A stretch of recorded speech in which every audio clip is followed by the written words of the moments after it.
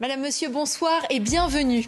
Dans l'actualité de ce dimanche, les pollutions de l'orpaillage clandestin envahissent le fleuve Kourou et la Comté. Avec un potentiel impact sur les cultures et l'eau courante, nous avons accompagné la FEDOMG ce matin pour une reconnaissance aérienne. Il reste le vainqueur dans nos cœurs. Dylan Will se sera battu jusqu'au bout pour ramener le maillot jaune en Guyane. Mais il a trouvé plus fort que lui lors d'une étape qu'il aura courue en solitaire. Nous reviendrons sur sa performance dans ce journal. La grande nuit de Mana a fait son retour hier soir après 4 ans d'absence. La commune a élu à cette occasion sa nouvelle Miss, Léanie Vu, âgée de 17 ans. Et ce soir, nous recevrons une autre Miss. La nouvelle Miss Guyane est avec nous en plateau. Audrey Owensai, couronnée hier soir aux Zéphyrs de Cayenne. La Fédération des opérateurs miniers de Guyane veut dénoncer les dangers de l'orpaillage illégal sur les ressources en eau. C'est par les airs qu'une de nos équipes est allée avec la FEDOMG constater la proximité de sites d'orpaillage clandestins du fleuve Kourou et de la Comté. Une pollution des eaux qui fait également réagir la communauté de communes des Savanes. Brigitte Wap et Karl Constable.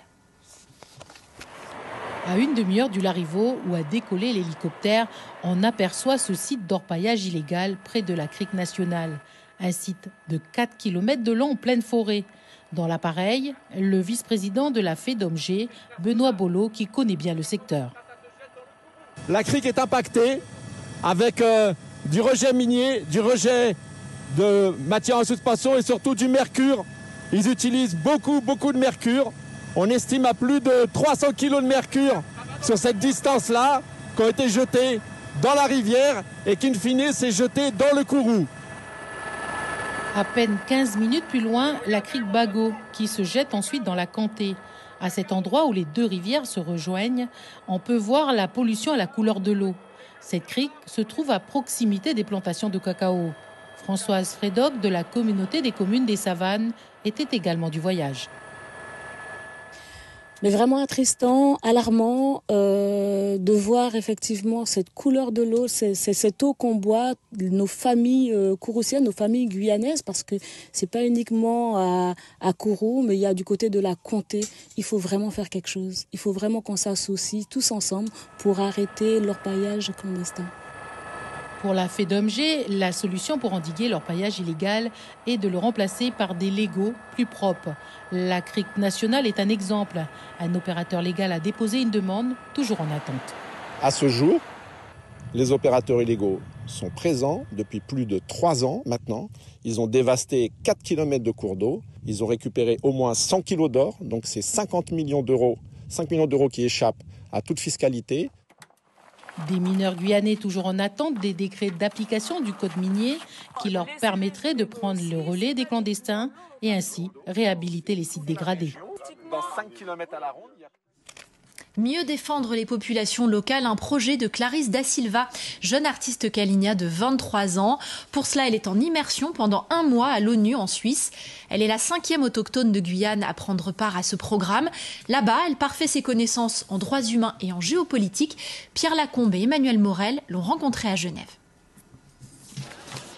Je m'appelle Clarisse Da Silva, je suis de la nation Caligna de Guyane française et j'ai 23 ans. Une pause sur les bords du lac Léman, une parenthèse touristique avant de reprendre les cours. Clarisse est une artiste engagée, étudiante à l'école des Beaux-Arts de Paris et fervente militante des peuples autochtones de Guyane. Cette jeune amérindienne est ici à Genève pour se familiariser avec le droit international, une formation qui lui permettra de mieux défendre la culture et l'identité de la nation Kalina. Aujourd'hui, il y a des revendications identitaires, on a de plus en plus de jeunes qui sont diplômés, il y a de plus en plus de jeunes qui s'assimilent, qui s'adaptent en fait à un monde moderne, à un monde occidental et qui apprennent tous les jours de nouvelles choses et qui font beaucoup de recherches et qui se rendent compte aussi de leurs droits du coup, de peuple autochtone, droits de l'homme, droits de l'individu. 4 semaines intenses de travail dans le cadre historique du Palais des Nations Unies de Genève. 1600 employés et plus de 8000 réunions chaque année. Tous les matins, Clarisse retrouve ici une quarantaine de jeunes originaires des 4 coins du monde, venus se former sur les questions liées aux droits de l'homme. C'est sûr que grâce à ce programme, grâce à ce mécanisme, grâce à cette organisation, c'est sûr que la voix des peuples autochtones va beaucoup plus avoir de poids et comprendre également comment les choses fonctionnent, comment le système politique fonctionne, le système juridique fonctionne. C'est sûr que c'est un plus pour pouvoir mieux se défendre et c'est ce qui est nécessaire aujourd'hui dans le monde dans lequel on vit. Clarisse est la 5e candidate autochtone de Guyane à participer à ce programme de formation à l'ONU. Clarisse est l'une des plus jeunes participantes à ce programme. Elle est très artistique, elle connaît très bien sa propre identité, son peuple, sa culture. Elle est très fière de ça. Elle a un avenir très prometteur. Dans quelques jours, Clarisse prononcera un discours à la tribune de l'ONU. Elle y travaille, mais hésite encore entre deux thèmes, le droit des enfants ou la place des autorités coutumières dans les discussions sur l'avenir de la Guyane. Dylan Will termine le Tour de la Martinique 2023 sans le maillot jaune. Il perd aussi sa place au podium. L'euphorie laisse place à la déception après son parcours exceptionnel. Il a couru la dernière étape seul, loin de son équipe, et termine avec 4 minutes 41 de retard sur le premier, Eddy Michel Cademart du Madinina Bikers. Avec un groupe composé notamment du second au général Diego Soraca Cabezas, le Martiniquais a creusé l'écart pendant les 6 tours de circuit. On écoute Eddy Michel Cademart au micro de nos confrères de Martinique, la première. Je pense que j'ai fait un très beau travail. Je le voulais depuis le début de saison. Mon équipe le voulait, mon DS le voulait. Et je l'avais promis à mon président qui était venu chez moi. Je l'avais promis que je suis vraiment capable de gagner le Tour de la Martinique. Et j'avais besoin de personne. Mais je tiens à féliciter tout le monde qui m'a aidé sur ce long du parcours. Et franchement, chapeau à Nubul, chapeau à Chirago, sur Martinique qui m'ont aidé. Ah ouais. Mais je tiens à féliciter mon président. J'avais promis cette victoire. Dylan Will aura malgré tout marqué la 42e édition du Tour de la Martinique en portant 6 fois le maillot jaune, sans oublier sa performance magistrale d'hier.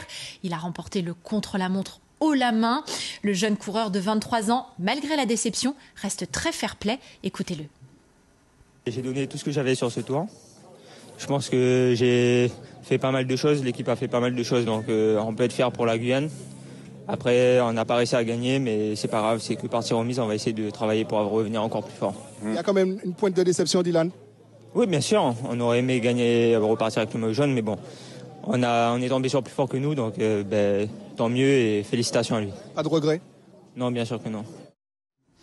La performance de Dylan Will pendant ces 8 jours de compétition reste exceptionnelle, notamment parce qu'il s'est souvent battu seul. Comment a-t-il évolué pendant ce Tour de la Martinique? On revient sur ces 8 jours avec Thierry Merlin. Le formidable parcours de Dylan Will sur cette 42e édition du Tour de la Martinique débute le 9 juillet dernier, déjà sur son épreuve de prédilection, un contre-la-montre dans les rues de Fort-de-France. Lors du second tronçon de cette deuxième étape, le sociétaire de l'Ancra du Sud termine à la seconde place à moins d'1 seconde du Suisse Clémencio. Il s'empare du même coup de la tunique jaune, une première pour un cycliste guyanais sur le Tour de la Martinique. Le lendemain lundi, la troisième étape, 125 km entre Fort-de-France et Trinité. Dylan Will est légèrement distancé par le coureur de la Team Energizer, Guillaume Gaborio, qui s'empare pour 8 petites secondes de la tunique de leader. Mais il était dit que cette 42e édition du Tour de la Martinique allait nous révéler au plus haut niveau régional Dylan Will. Et lors de la quatrième étape, le Robert Sainte-Marie, le Colombien de la pédale pilotine, Soraca Cabezas, gagne l'étape et Dylan est de nouveau en jaune avec une avance de 42 secondes sur Guillaume Gaborio. Nous entamons la deuxième partie de la compétition. Dylan Will se sent bien sur les bosses martiniquaises. Il conforte même son maillot jaune entre Rivière-Salée et Macouba au terme d'une 5e étape remportée par Benjamin Lenny de la sélection de la Guadeloupe. Mais voilà, sur ce Tour de Martinique, Dylan sera passé par toutes les émotions. Nous sommes jeudi, lors de la 6e étape. Le leader du cyclisme guyanais est piégé.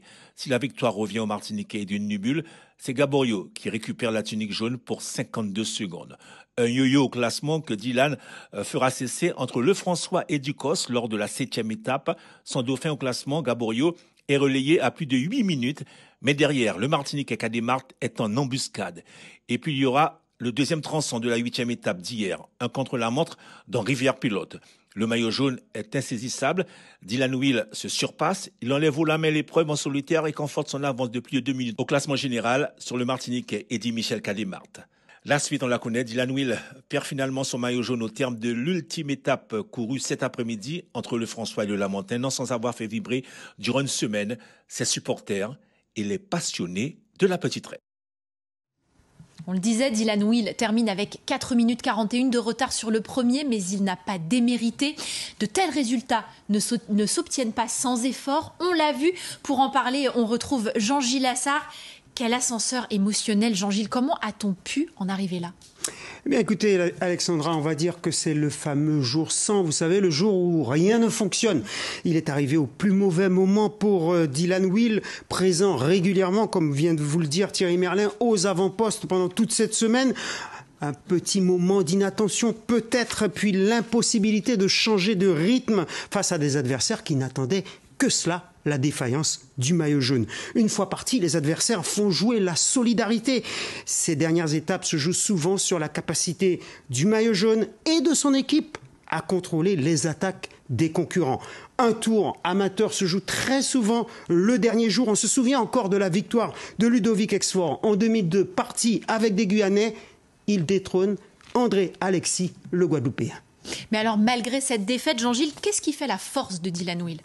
Dylan Will, c'est une détermination sans faille qui date de son plus jeune âge. C'est vrai que Dylan bénéficie, on va le dire, d'un entourage familial tout acquis à sa passion. Selon son père, il a eu très tôt l'objectif de remporter le Tour cadet de la Martinique. Dylan se donne les moyens de ses ambitions avec de l'humilité. Il se prépare minutieusement et rigoureusement depuis des années. Après avoir obtenu une licence en informatique, il a arrêté ses études pour se consacrer uniquement au vélo, tout en faisant des petits boulots. Il est allé se préparer dans l'Hexagone, sur les pentes du fameux Mont Ventoux. C'est une obligation compte tenu du profil géographique de la Guyane. On ne peut performer sur les pentes antillaises en se contentant du dénivelé des routes locales. Et puis, je termine en disant sans doute quelque chose qui est souvent galvaudé. C'est Nelson Mandela qui a dit « Je ne perds jamais, soit je gagne, soit j'apprends ». On ne peut que se louer d'avoir désormais une telle locomotive et un tel exemple sportif pour la jeunesse guyanaise. Merci Jean-Gilles pour cette analyse et évidemment nous aurons l'occasion de revenir sur cette défaite. Dylan Will sera de retour en Guyane demain, lundi 17 juillet, à l'aéroport Félix Éboué à 18h15. Pour les personnes qui souhaitent s'y rendre afin de le féliciter et de l'encourager, des autocars seront mis à disposition gratuitement. Départ du parking du Family Plaza à 17h en direction de l'aéroport, puis retour au point de départ. Cyclisme toujours et pas de suspense à l'issue du Grand Prix de la CACL. Mario Jandia de l'USLM Orange, leader depuis la première étape de vendredi, enlève cette édition 2023. La dernière victoire revient à Dan Fromard de l'Espoir cycliste. Le résumé de Jean-Gilles Assard et Abel Parnasse. Allez, reviens avec ça à la maison, poteau. Au départ de la dernière étape de ce Grand Prix de la CACL, le peloton encourage Dylan Will. Mais après la double victoire de Damien Laversagne hier et ce matin sur le contre-la-montre, Mario Jandia est toujours maillot jaune. Son coéquipier et lui n'ont qu'un adversaire, le meilleur jeune, Daryl Desmonnières. Ils ne sont plus que 32 en course et chaque attaque est prévisible au point que les premières sont systématiquement reprises. Au kilomètre 50, c'est le maillot jaune Jandia qui place une accélération entraînant avec lui Barros Ramos de Macouria et Golitin de Sinamari. Ils sont rejoints avant la RN2 par Dan et Dave Fromard, Miranda Souza, Desmonnières et Chongpan. Au demi-tour, au pont de la Comté, ils disposent de plus de 2 minutes d'avance sur 4 coureurs intercalés. Il y a là Lavnet du VCG, Joly de l'USLM, Merrill et Apensa de Macouria. Le peloton est loin, à plus de 4 minutes, 40 km de l'arrivée. Le rythme à l'avant permet aux intercalés de revenir sur l'échappée. La victoire se joue au sprint sur un faux plat. Miranda de Souza de Macouria se fait sauter sur la ligne par Dan Fromard qui avait prévu son coup. Ah non, j'ai l'habitude de faire des entraînements sur des côtes. Et du coup, j'attendais que quelqu'un puisse lancer le sprint. Et Daryl a lancé le sprint et j'ai dit, je vais lâcher tous les watts que j'avais dans mes jambes pour aller chercher cette victoire pour les supporters, pour la famille, tout le monde quoi. Tout le monde, tous ceux qui me soutiennent de loin ou de près. La victoire finale de ce Grand Prix de la CACL revient à Mario Jandia, dominateur pendant les 3 jours de course. C'était très dur. D'ailleurs, je tiens à remercier tous mes supporters. Cette victoire, je la dédie, ainsi que à toute la famille de ma compagne qui est ici présente, ainsi ma compagne, ma mère, mon père. Franchement, c'est pour tous ces gens. J'ai une grosse pensée pour Dylan Will en ce moment. J'ai cru apprendre qu'il a perdu le maillot. C'est vraiment dommage. Derrière Mario Jandia, Damien Laversane, arrivé avec le peloton, conserve la seconde place du Grand Prix de la CACL, juste devant le prometteur Daryl Desmonnières. Faut les encourager parce que... Dans le reste de l'actualité sportive, le palais omnisport Georges Théolade a vibré au rythme du Muay Thai hier soir. Un millier de passionnés sont venus rendre hommage à la figure guyanaise de la discipline. Rémi Vectol a livré lors de ce gala le dernier combat de sa carrière. Thierry Merlin et Abel Parnasse ont suivi ce moment fort en émotion. Des applaudissements nourris pour cet homme, le champion Rémi Vectol, qui hier soir a livré son ultime combat sur un ring face à Youssef Bougamem. Rémi, c'est avant tout un compétiteur qui était catégorie supérieure, donc 176 kg. Moi, je suis numéro 1 dans les classements mondiaux au poids moyen. Mais il m'a appelé au dernier moment parce qu'il y a des boxeurs sans désister. C'est une grande gloire de la Guyane que j'ai connue en Thaïlande. Et je voudrais lui rendre hommage, donc j'ai accepté naturellement de venir faire ce combat d'exhibition. Champion de Guyane et du monde de Muay Thai, Rémi Vectol a donc décidé de tirer sa révérence hier soir. Désormais, il va se consacrer aux autres. C'est le moment présent qui fait qu'on a du mal à prendre du recul. Mais moi, ce soir-là, c'est ce recul-là que je suis en train de prendre, en train de me rendre compte que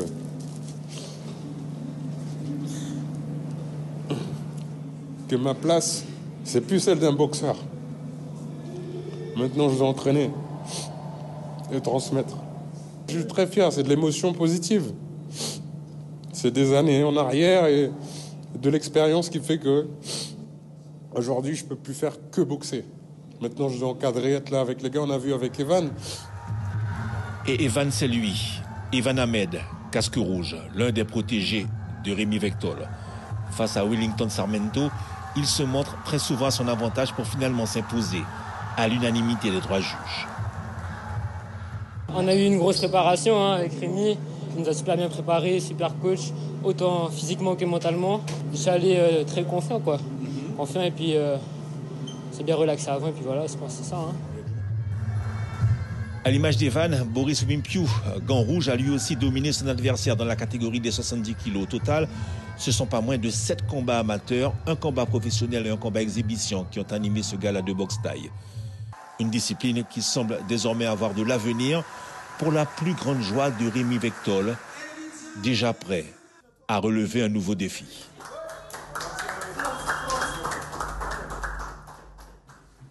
En athlétisme, Jemima Joseph forfait pour les demi-finales du 200 mètres au championnat d'Europe Espoir en Finlande.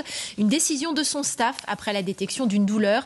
Ils ont préféré la préserver pour les compétitions à venir et notamment les championnats du monde en août. Plus de précisions dans cet article de Catherine Lama. Audrey Owensai a été élue Miss Guyane hier soir. Vous l'avez suivi sur nos antennes. La jeune femme représentera la Guyane en décembre prochain à Dijon pour l'élection de Miss France. Parmi les 9 candidates, elle a remporté les suffrages du public et du jury lors d'un show de 3 heures sur le thème des reines africaines. Audrey Owensai est notre invitée ce soir. Bonsoir. Bonsoir. Alors d'abord, félicitations. L'émotion doit être encore très présente. Comment est-ce que vous vous sentez presque 24 heures après votre élection? Alors effectivement, l'émotion est toujours présente. J'ai encore l'adrénaline du show et je suis vraiment très contente et fière de pouvoir représenter mon département cette année. Alors c'était une élection en grande pompe quand même. La directrice de Miss France, Cindy Fabre, l'actuelle Miss France, Alicia Elias. Ça fait beaucoup de pression, je trouve, mais vous êtes restée très sereine. Comment est-ce que personnellement vous vous êtes préparée? Alors, il faut savoir qu'auparavant, j'ai été élue Miss Interlycée. Du coup, le monde du spectacle, le monde des Miss, ça m'y connaît. Et j'avais plus hâte, en fait, de rentrer sur scène, de pouvoir tout donner et montrer tout le travail que nous avons fait avec notre promo pour pouvoir assurer un show de qualité. Donc vous êtes arrivée déjà armée.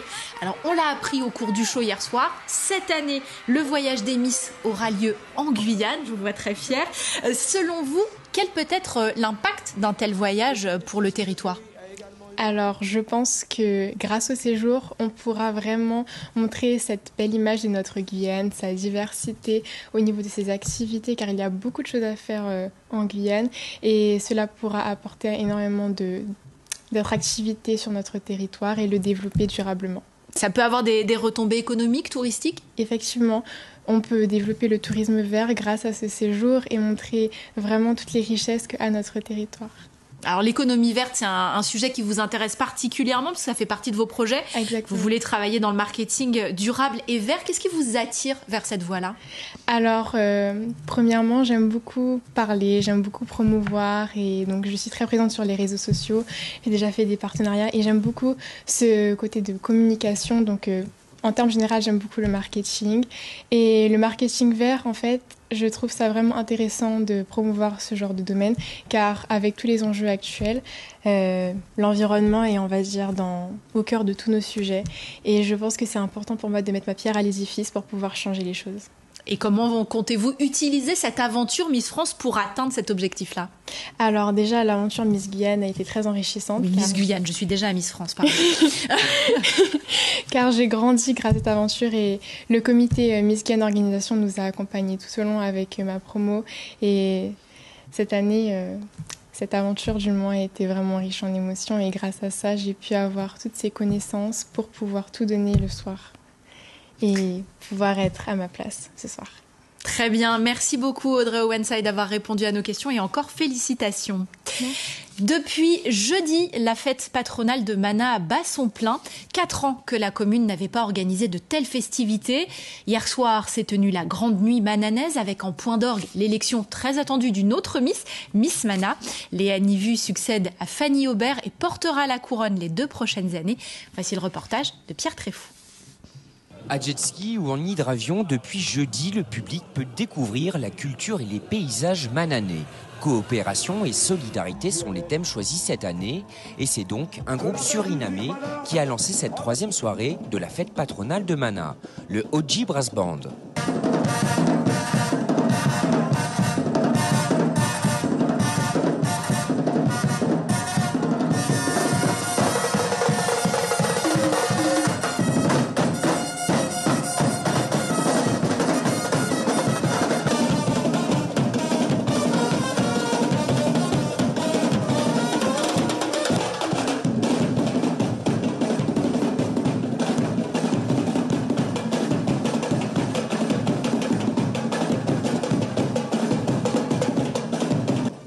Que la commune mananaise n'avait pas organisé de telles festivités.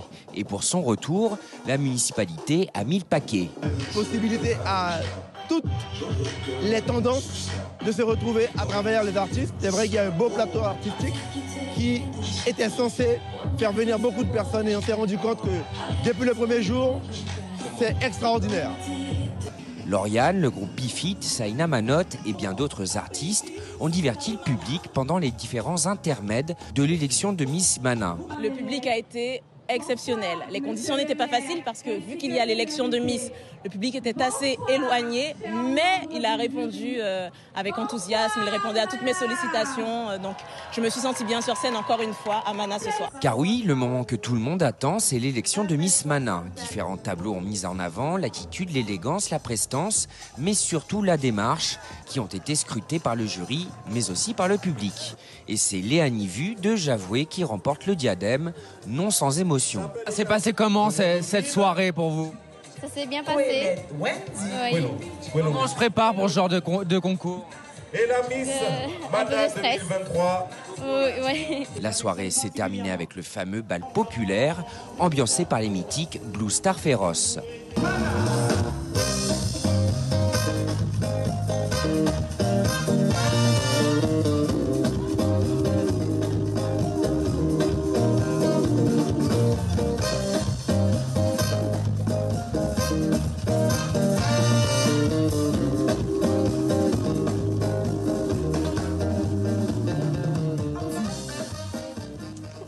Et c'est la fin de cette édition. Merci de l'avoir suivi. L'info revient en direct demain matin dès 6h en radio. Vous serez avec Charlie Torres. Et demain soir à partir de 19h, vous aurez le plaisir de retrouver Génial Atoumani. Quant à moi, je vous dis à très bientôt Excellente soirée sur La Première. L'info continue sur les réseaux sociaux et sur notre site internet lapremière.fr.